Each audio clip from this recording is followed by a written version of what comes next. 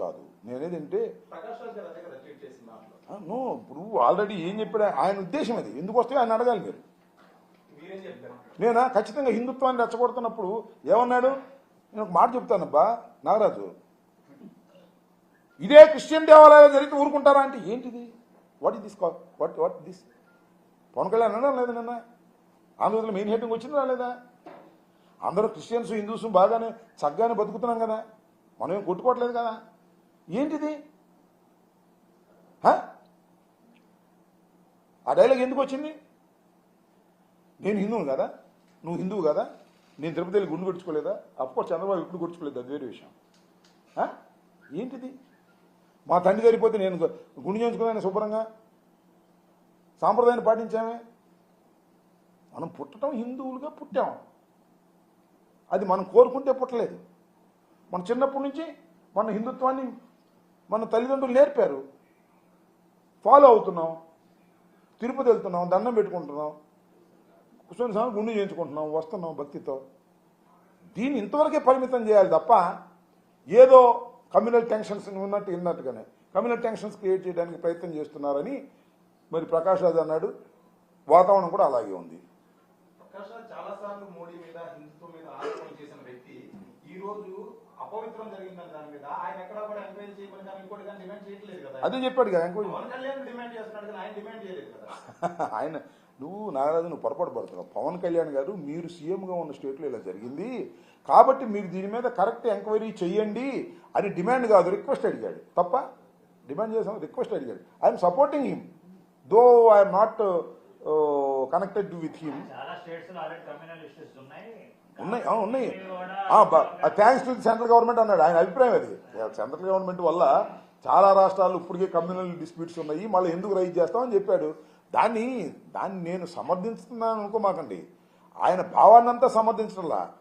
But సీఎంగా ఉన్న నీ రాష్ట్రంలో జరిగితే నువ్వు ఎందుకు హంగామా చేస్తున్నావు విచారణ జరపచ్చు కదా అన్నాడు ఐఎమ్ ఆల్సో అగ్రీయింగ్ దాట్ అదే కదా సుప్రీంకోర్టులో నేను సుబ్రహ్మణ్య స్వామి అడిగింది వైవి సుబ్బారెడ్డి అడిగింది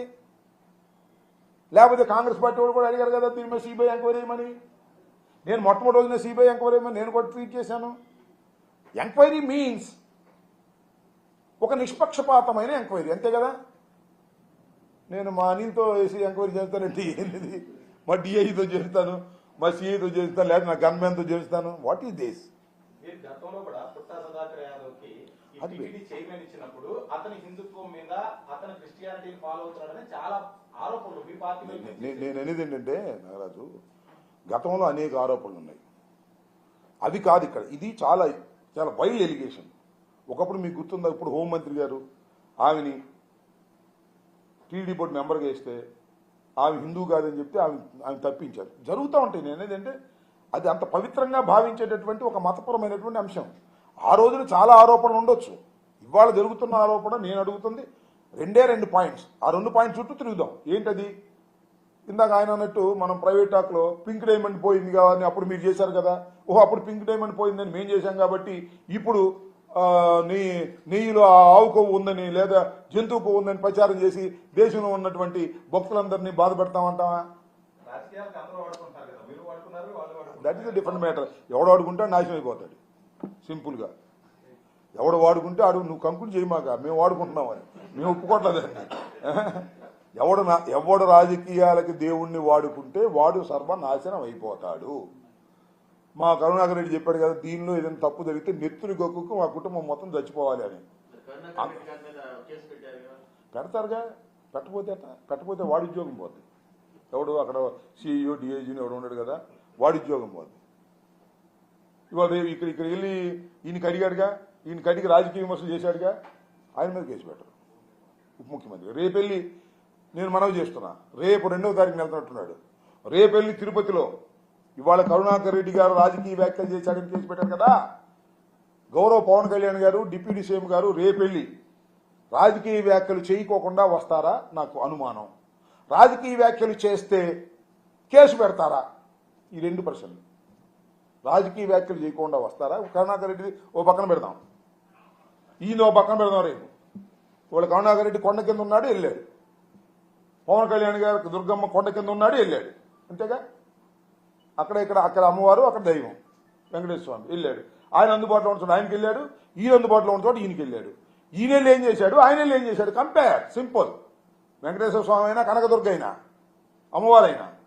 కంపేర్ చేయటువంటి పక్కపక్కన పెట్టండి ఎవరు రాజకీయ వ్యాఖ్యలు చేశారో. న్యాయం ఉండాలి, ధర్మం ఉండాలి, కనీసం దైవం ఉందన్నా ధర్మం ఉండాలి.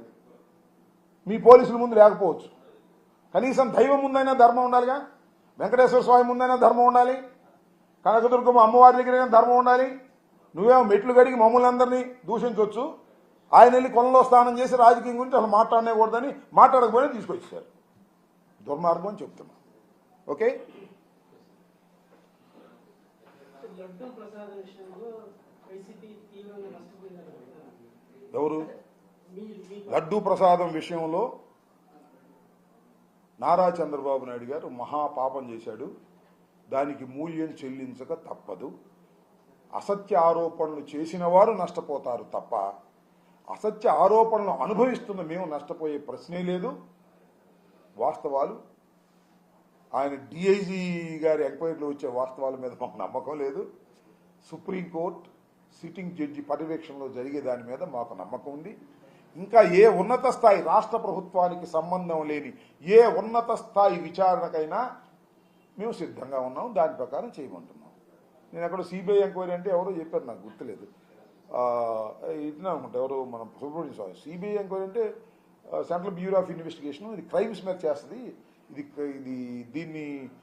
సిట్టింగ్ జడ్జి పర్యవేక్షణలో ఒక సిట్ లాగా కమిటీ వేసి ఇప్పుడు దాన్ని ఏమన్నారు, నేషనల్ డైరీ డెవలప్మెంట్ బోర్డు ఇచ్చినటువంటి సర్టిఫికేట్ని కూడా ఆడిట్ చేయాలన్నాడు. దాని మీద కూడా అనుమానం ఉందన్నాడు ఆయన. That is his opinion. Maybe దాన్ని కూడా ఆడిట్ చేయమని, అది కూడా ఫాల్స్ ఏమో. ఇప్పుడైతే ఆయన పేరేంటి ఈవో శ్యామరావు గారు నియమించారు, ఆ రోజునే కుట్ర ప్రారంభమై ఉండొచ్చు. చంద్రబాబు నాయుడు